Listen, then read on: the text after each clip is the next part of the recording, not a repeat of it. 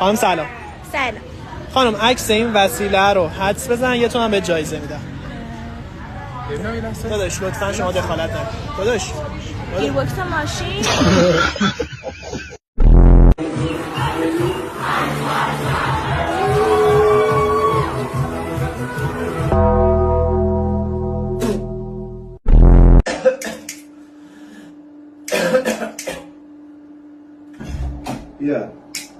سروران عزیزی که راستی میگم تو پرده داری؟ نه ژیمناستیک پاره شده. آخه تو باشگاه اینجوری شد؟ نه به مربیم دادم. وا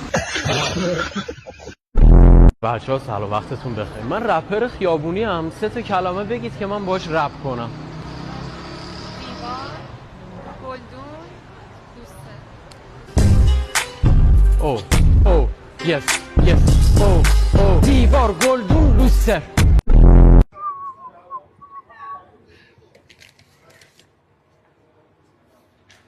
آدا سلام داداشم. حقیقتا اینو بچه‌ها دیروز اومدن بردن، ما دوخور نیستیم اصلا. اینو بی زحمت پس بگیر اصلا. داداش نمیشه، راه نداره، یه پس چیزی نمیگیری. روش کم کن، پولشو بقیه‌شو پس بده. داداش اصلا راه نداره. بلک